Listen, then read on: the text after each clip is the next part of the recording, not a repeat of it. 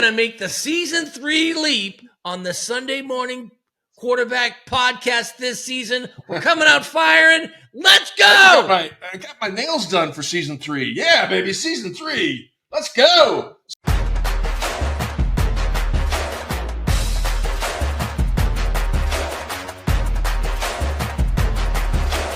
Welcome to Sunday Morning Quarterback with Jay Stockwell and Bob Frady. Good afternoon, everybody. Welcome to Sunday Morning Quarterback Season 3. I am Jay Stockwell. I'm Bob Frady.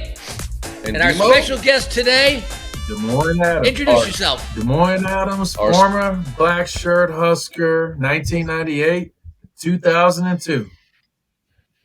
Mr. Pine Bluff, Arkansas's finest, and the CEO of the Teammates organization, founded by none other than Coach Tom Osborne. How are you, Demo? I'm doing well. As a matter of fact, getting ready to see co-founder and former head coach Osborne here in a couple hours. We have our big board meeting. Been around for 34 years, and very grateful for this opportunity to serve such an incredible organization that's all about helping young people. That is going to be our first topic today.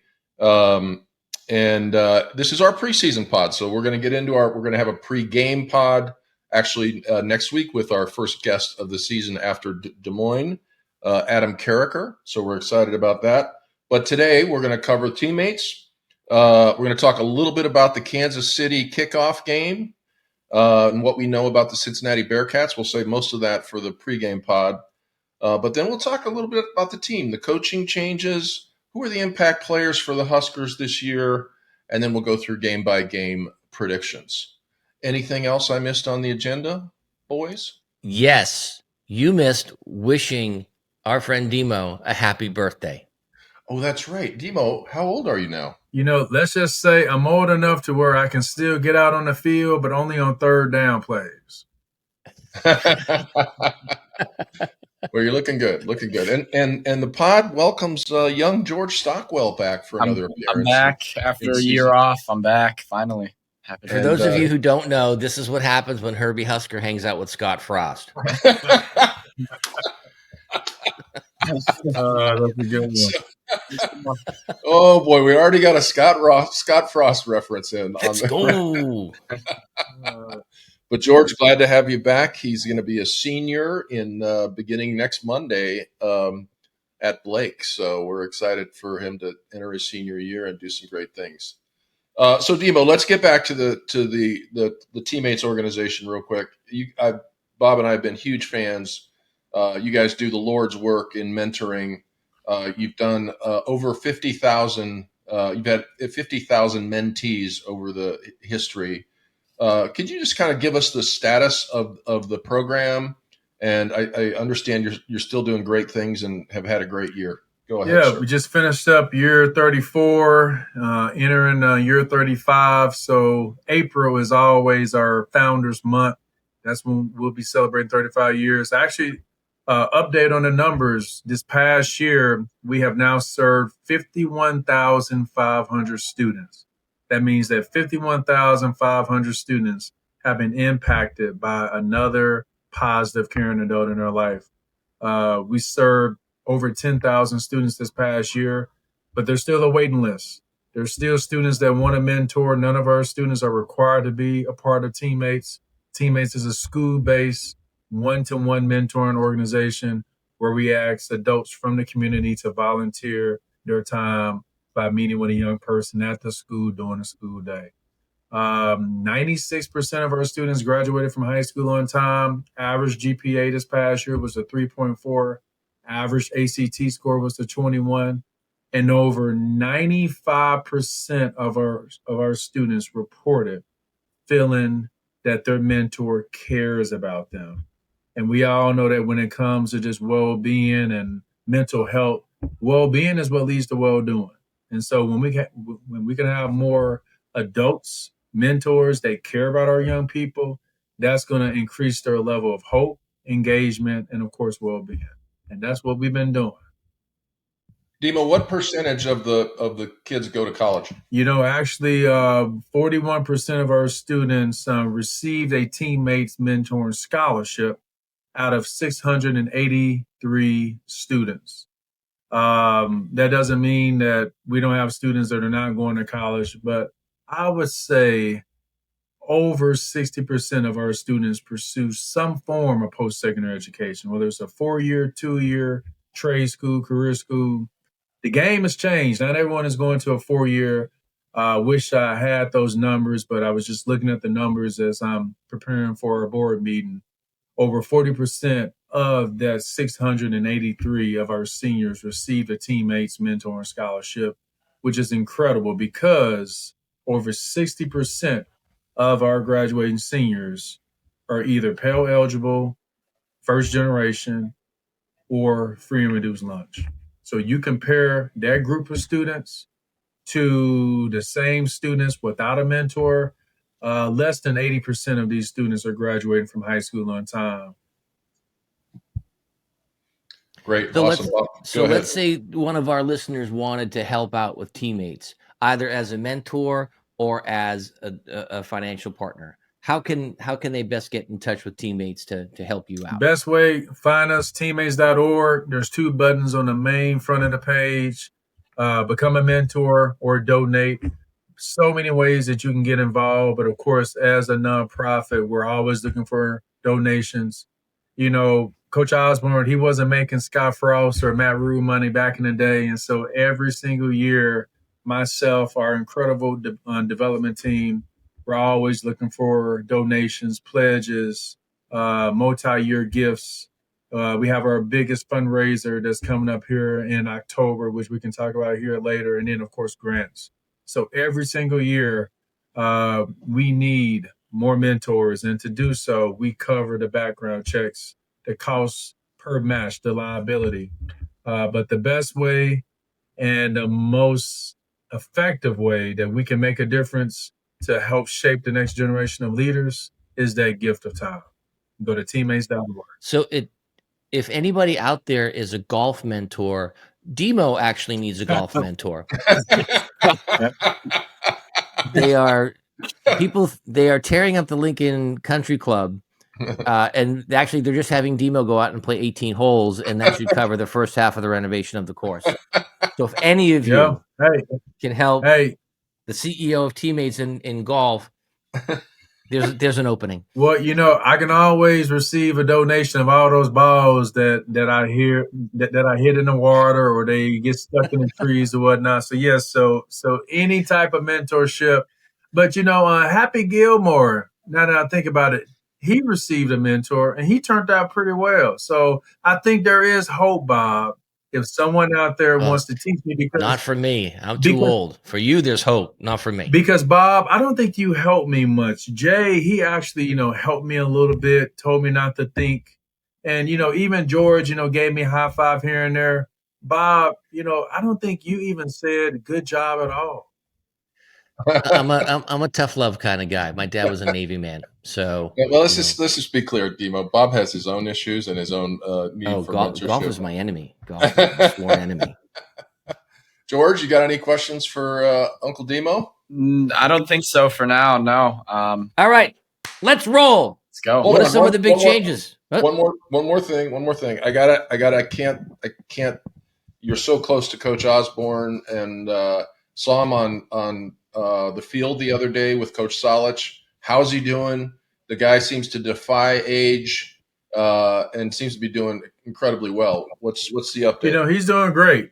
For him to still be committed and dedicated to the school that he was responsible for bringing 3 national championships, many conference championships. He's doing well. Comes into the office every single day for just because his other team that's winning every single year, teammates.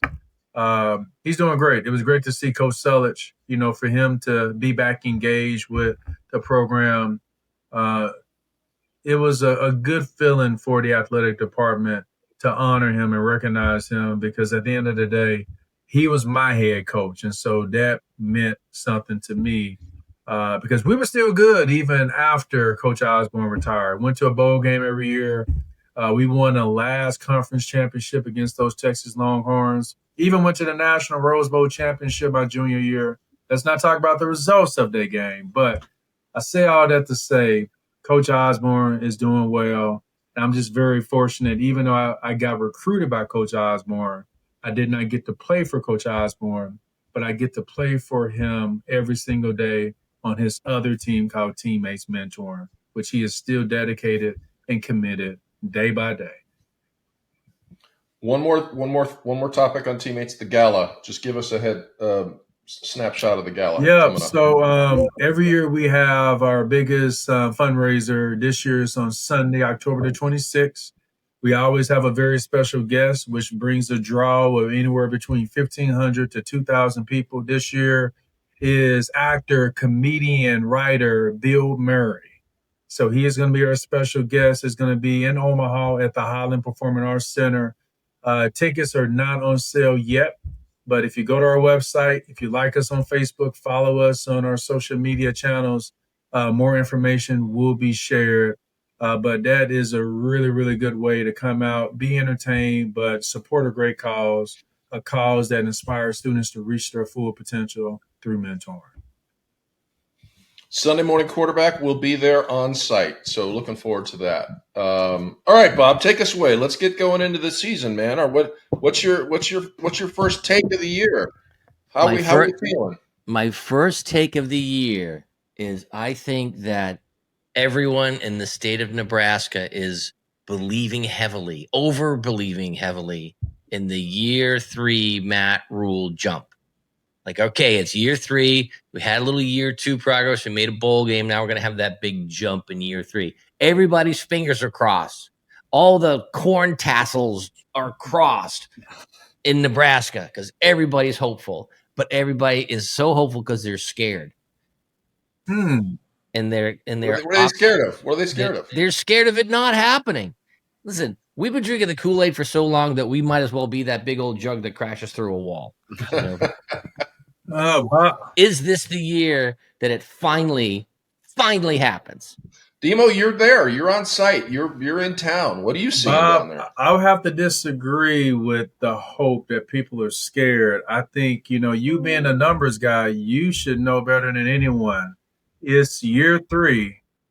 Matt has a pattern. He has a proven record. Year 3, his teams always win 10 games. All right. Hey, listen, like Meatloaf said, 2 out of 3 ain't bad. So let's hope that he makes it 3 out of 3. No. I would say the energy around here is more than hopeful. There's a lot of optimism, a lot of energy. People are rooting for Coach Oz. For Matt Rhule. The players, they want to play for Matt Rhule. There's nothing but support, and Matt Rhule wants to win, and I feel like he backs it up. He's out in the community. He's a player's coach. He's doing everything that he can to just make sure that the team is not going to get the job done. They're going to get the job won. Offense, defense, special teams, every play, every down. So I'm excited. Like I say, 10 wins. There will be some losses, but there will be more wins, a lot more wins than there were last year. So it seems like Matt Rhule likes being in Nebraska. Is that just a perception, or do you see that as well? I think he loves being in Nebraska. As a matter of fact, him and his wife, they started a little company here in Lincoln. Their schools are embedded in the community. I think they bleed the Husker blood. I think he loves it. And they have pretty much given him all of the resources to have a very successful program. Even the new athletic director, Troy Dannon, we're talking long term. I don't think that this is just 3 years and I'm out. The goal is for Coach Rhule to have success, sustained success, and then from there he can move anywhere in the world. But in the meantime, I think championship football is why he is at Nebraska. And that's not going to change. And he's not going to leave until that happens. You know, George, if you could that's do a us, pretty. hold on one second, Jay. If you could do us a favor, Demo, and get Mrs. Rhule and Mrs. Stockwell together so she can help overcome the resistance to Nebraska on the part of Mrs. Stockwell and get Jay back in Lincoln where he belongs, that would be a good outcome of this podcast. We might have to have Betsy be a guest at one point. But so, George, that's a pretty optimistic take from Mr. Adams. What are you saying there, young man? I think we're going to the college football playoff. It's going to be a big year for Nebraska. You call me crazy. I think. Are we doing schedule predictions? I could run down my schedule right now. Let's just go to the schedule predictions. Let's do the schedule. Jump right to the. Let's get right to it. This is our preseason prediction podcast. Let's do some preseason predictions. Let's do it. All right. Here we go. All right, let's talk about the Kansas City kickoff game here versus Cincinnati. We have not played them since 1906. Some of the storylines are about the defense. I guess the leading indicator for defense this year is going to be Riley Van Poppel, is what everybody's saying. What do we feel about the Cincinnati game, Demo? It's going to be like a Husker home game. I'm hearing there are close to 70,000 tickets sold. Over 60,000 of them are Husker fans. I think they're going to go in. They're going to show the world that they are a different team this year. Dylan is going to have a great game. I'm a defensive guy. I'm looking forward to seeing what the defense do. And I think they're going to win by 17. Okay. Big blowout. All right, George.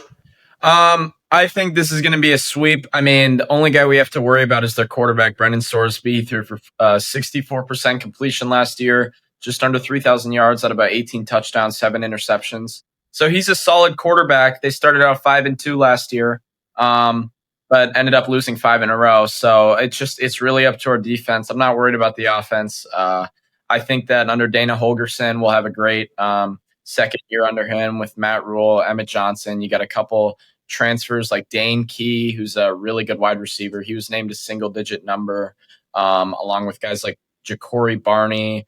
And then you got a couple offensive line transfers as well. You got Rocco Spindler, who was from Notre Dame.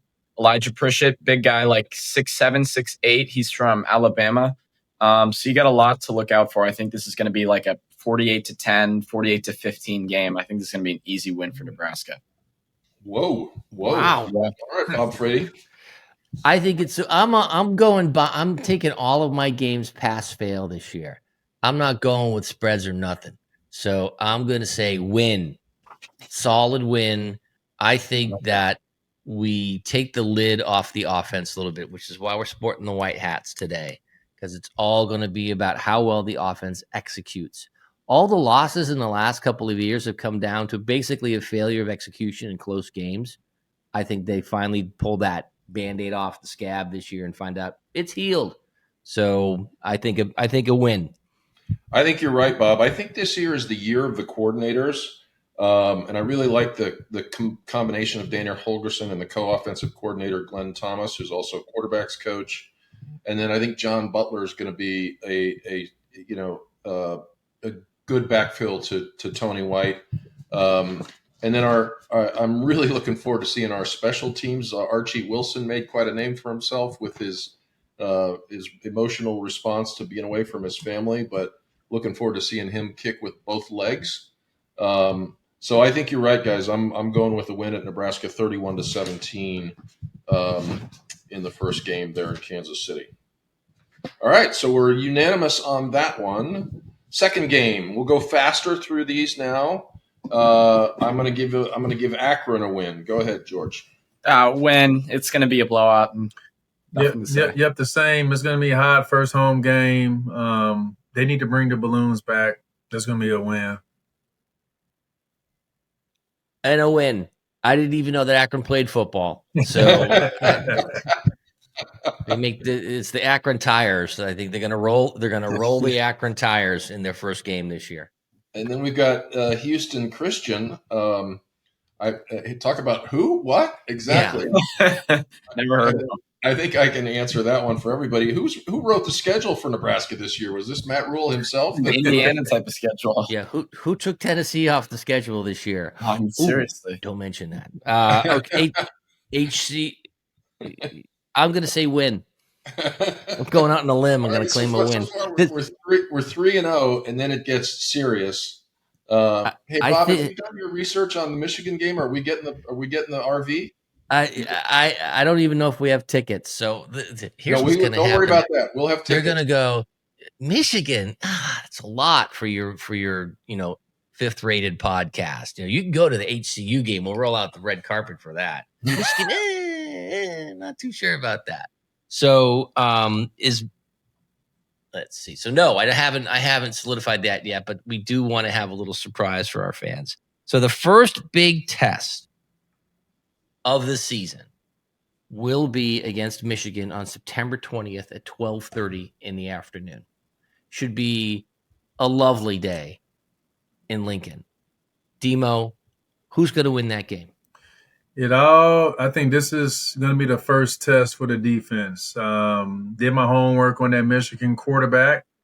I think he brings a lot to the table. So if we can stop the quarterback, the Huskers win. If we cannot stop the quarterback, the Huskers lose. That's my prediction.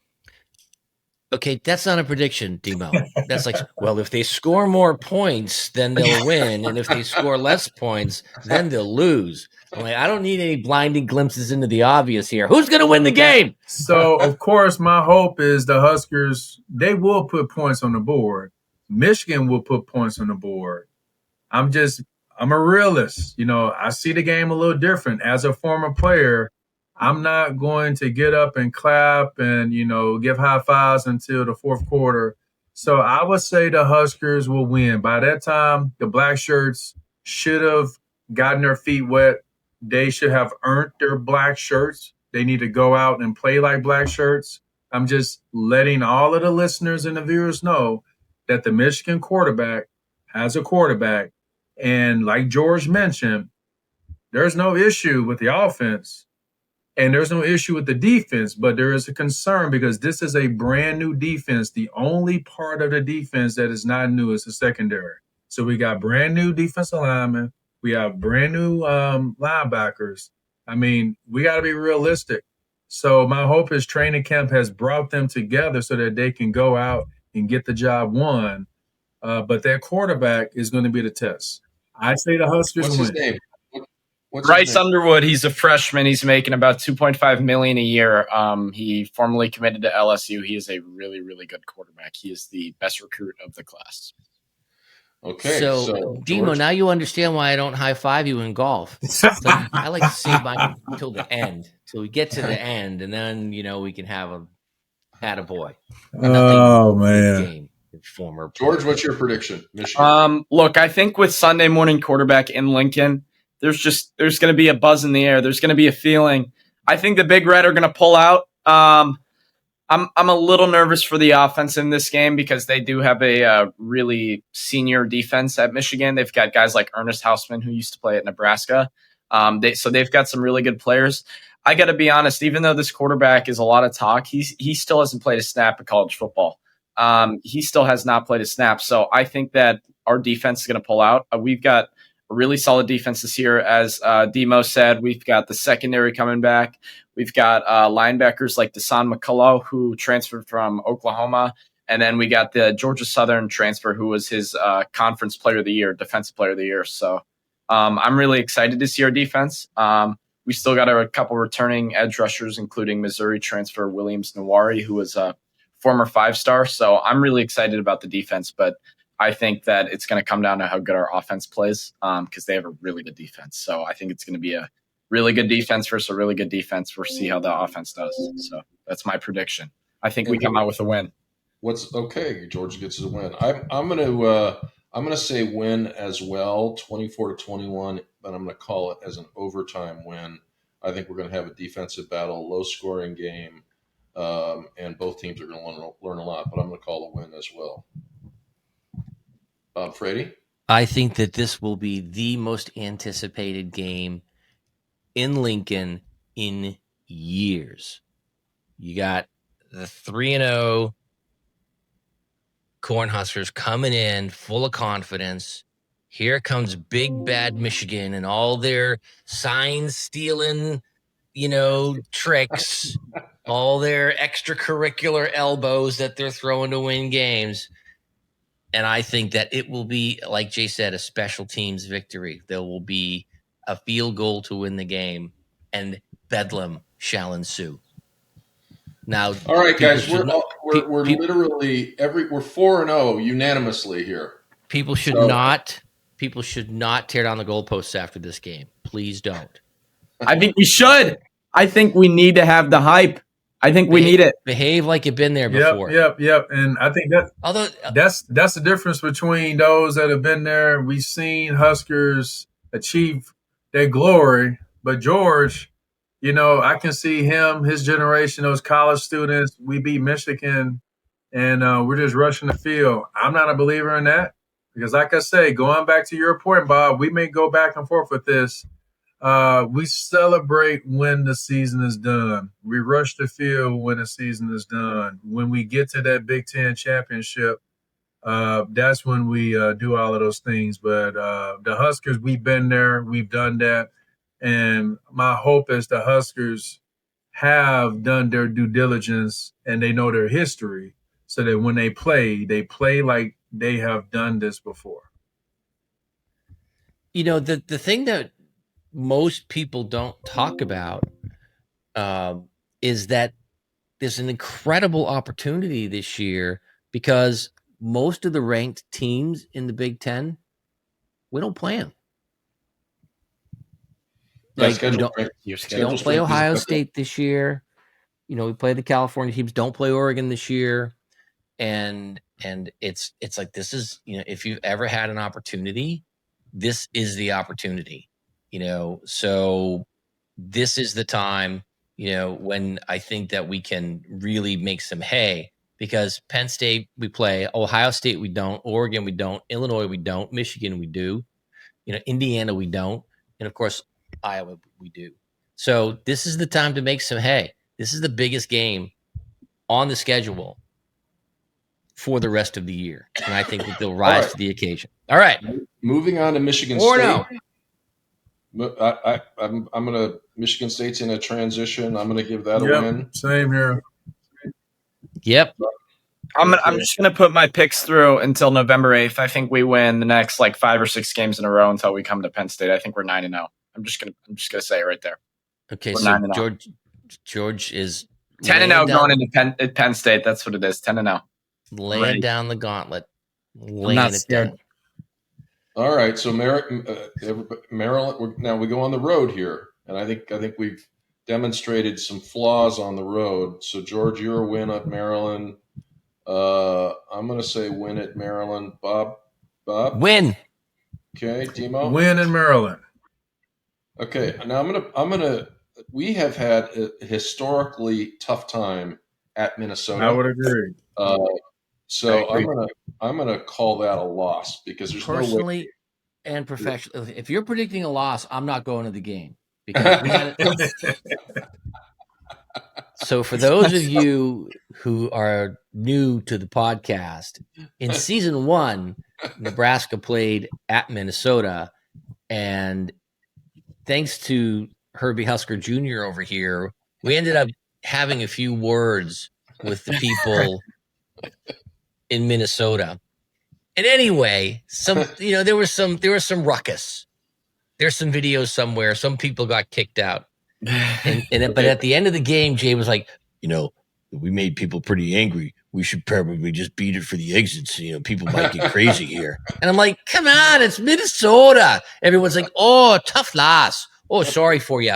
It's good to thanks for coming. You guys are really enthusiastic. I'm like, Demo, what say you about Minnesota? The nicest people. We're going to crush them this year. I don't think we're going to crush them, but I do think the Huskers are going to win. History shows that game is always a tough game, and that, to me, is going to be the toughest, one of the toughest road games. So Huskers are going to win, but they're not going to crush them. Okay, so everybody's going to agree we're going to beat Northwestern in Lincoln. No problem there. Okay. USC. Okay. Hold on. Northwestern and Lincoln, isn't that the weekend of the Gala? That it is. Yes, yeah, And Bill Murray's a big Northwestern. He's a big Chicago guy, right? he is. He's already said he's going to wear his purple loud and proud in Coach Osborne's skybox. And so I think it's going to be a fun game. But what's going to make the game more fun is when we win. And then, of course, to put Bill Murray in some Husker red the very next day is going to make it even more fun. That I can imagine both scenarios. The scenario where the Huskers win, joyful, where Northwestern wins, horrible. It would be a horrible outcome for the Gala. People will be crying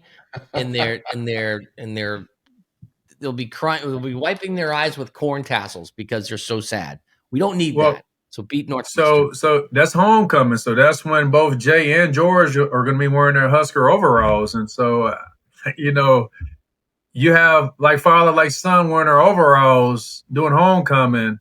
I mean, talk about the spirit. I mean, talk about the Lord looking down at this son and this father wearing overalls. Come on, Bob. Oh, Come on. I'm gonna hold you up to that. I'm in. I think we need to start gathering some material right now. Make sure they have the J size. But yeah. All right. So I would. You know what, Demo? I will put that picture up everywhere. I'll post it everywhere. That'd be great. Man.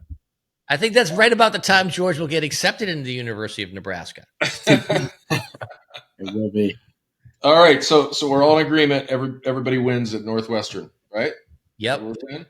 Okay, USC. That's one to talk about a little bit. All bark, no fight. All bark, no fight. Easy win. We're gonna be a good team. You guys need to see it. You guys need to see it coming. Nebraska's gonna be a really good team. I don't know. I'm again sorry to be the realist here, but I think Lincoln Riley he's in his second year now. I think so. Third year, yeah. So I think he's going to bring a well qualified team to town, and I think that could be a very tight game and a narrow loss. Lincoln Riley, as our Southern California correspondent, has fallen in love with everybody who's not from Southern California, and the teams have taken a beating because of it. And now they're really starting to hone back in on their local market. And because the one thing we don't have a lot of here is pure size. You get the big, fast offensive linemen are relatively rare in the country, but especially here. So he's sort of gone all over the place and gotten kind of embarrassed. But I think that focus on Southern California kids is really going to pay off next year. It's going to be a close game. It's going to be a close game. And I think that they'll win. Nebraska will win, but it's going to be a lot closer than everybody expects it to be. Let's hope for snow that time of the year. And that'd be awesome. That's 10 points right there. But every time the California teams come to Lincoln, the weather's really nice. I want some good. Get the wind blowing, get the snow and the sleet hailing down. Sideways Johnson runs for 200 yards. Yeah. It's like that. So I think it's going to be a win. Bob is definitely the Kool-Aid man. All I was right, Kool-Aid. I was 11-1 last year. You think I'm going backwards, pal? There's no way. Dude, I have us at 10-0 going into Penn State. Come on now. So Bob, Demo, did we get your prediction for USC? So Bob, I'm going to have to disagree. I think Nebraska has pure size, but not pure speed. I think USC will bring the speed.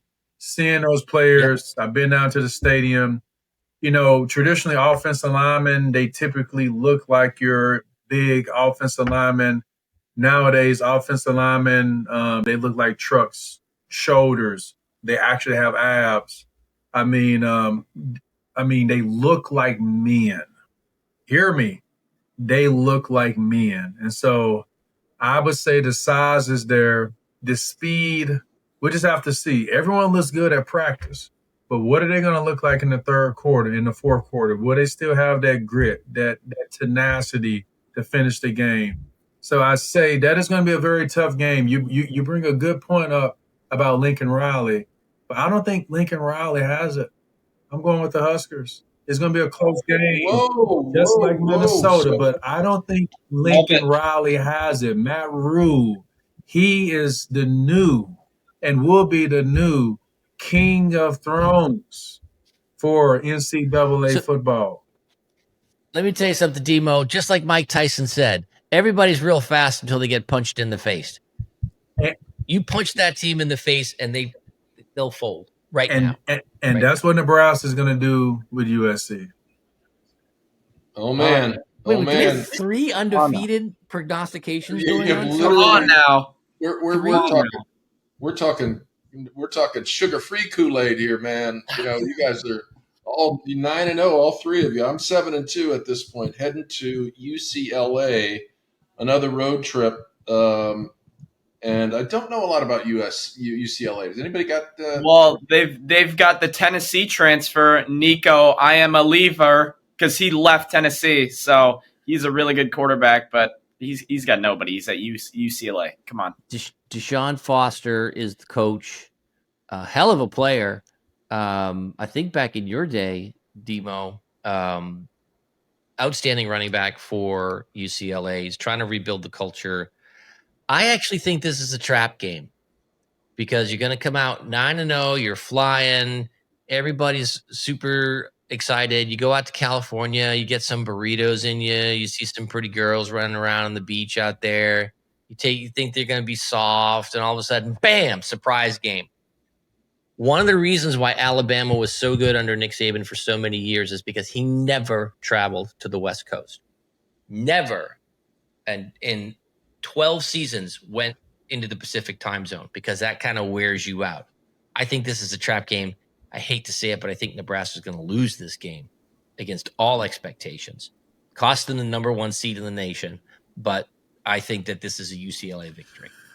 Well, I'm going so far, if we're going with my schedule, Bob, we're ranked number 18 or 15 or 13 in the country.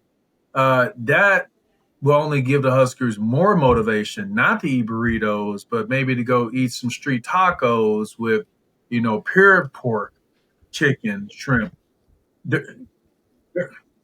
It's a win because they're ranked now. All right. Like, after beating Michigan, after beating Minnesota, Nebraska is ranked. And so that's more motivation. So I want you all to think about that as we get into the big game of Penn State. Nebraska right now, based on my schedule, we're ranked. Based on your schedule, Jay, Nebraska isn't ranked. Now, George, what are your thoughts based on where we are in terms of wins and losses?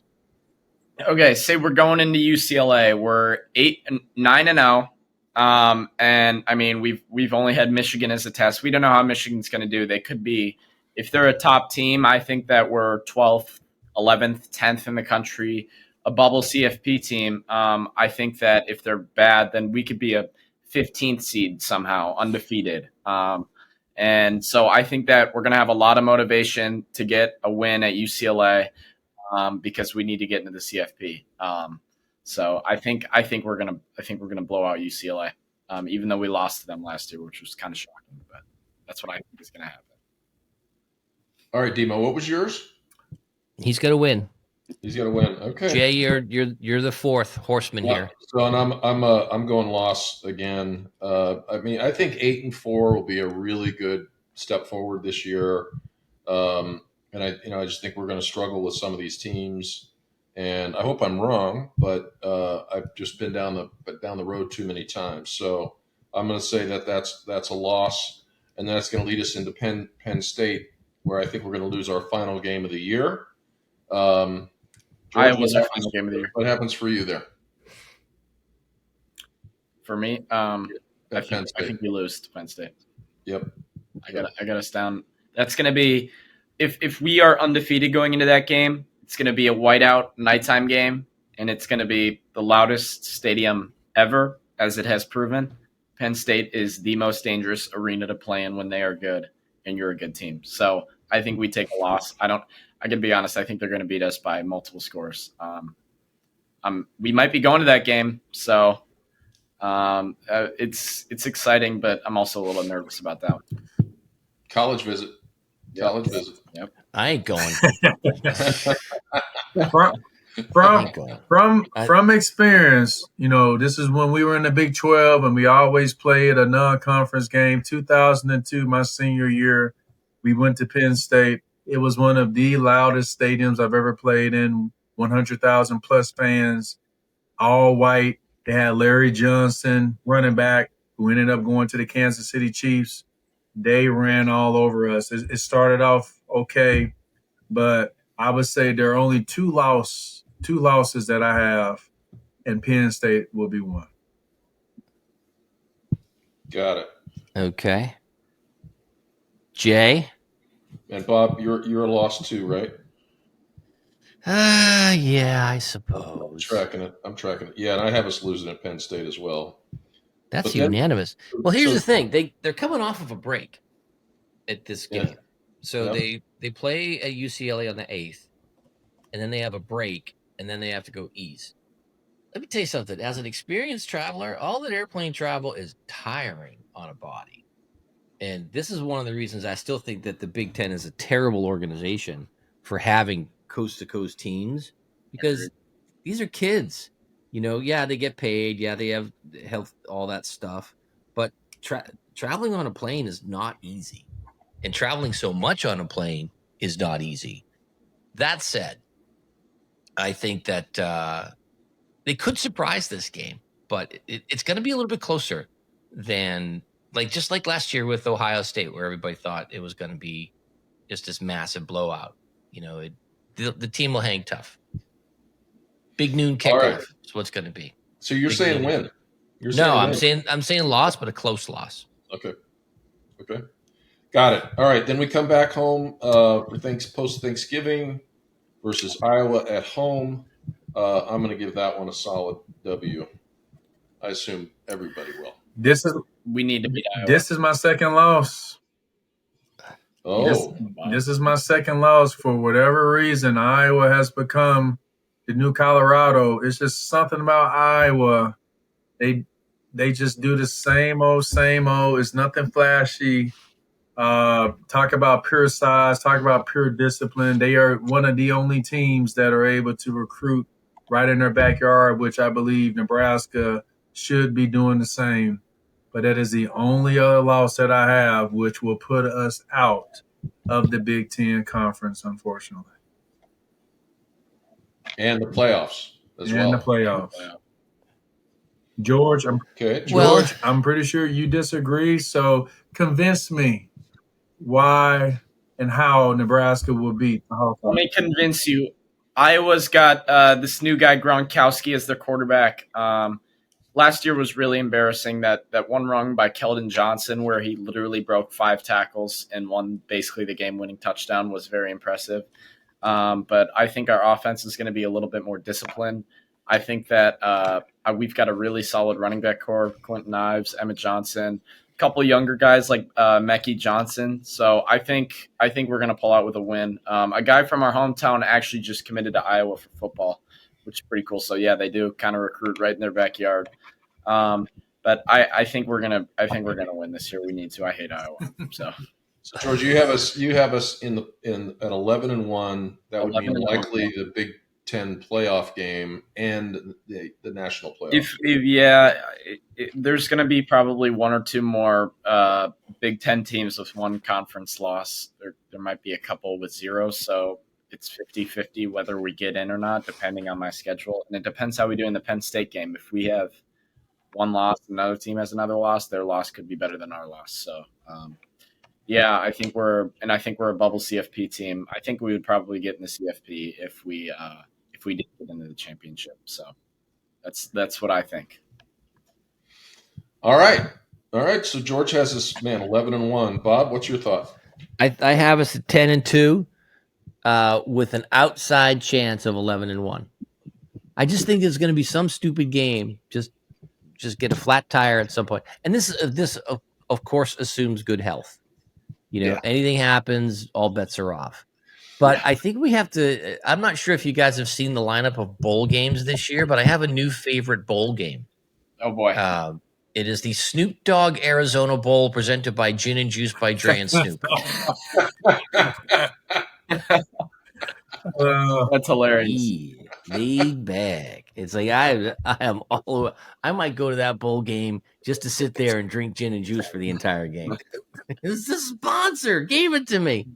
All right. Well, I am a little shocked here that you guys are so optimistic, given what has transpired in previous years. So I'm willing to offer a $100 bet right now against anybody, and who is closer to the real. Give me the bet. I want it. I want it. I'm not scared. Count me in. Demoine. So Listen, if I lose this bet, your Christmas present gets lowered by $100, so it's no big deal. Like, we got new tiny things this year. All right. Well, Demo, thank you very much for coming on. We, as our comments convey, we are big fans of yours and the job you're doing at Teammates, and you're welcome in Minnesota and on my golf course, despite the damage done at any time. Yeah. And we look forward to the season and to supporting you at the Gala. And with that, I'm going to ask Bob Frady to take us out. Now, you will recognize what to do when he takes us out. You'll know, and I want enthusiasm here, people. Follow the leader. Go Big Red! Go Big Red! Go Big Red! Come on, baby. Let's go.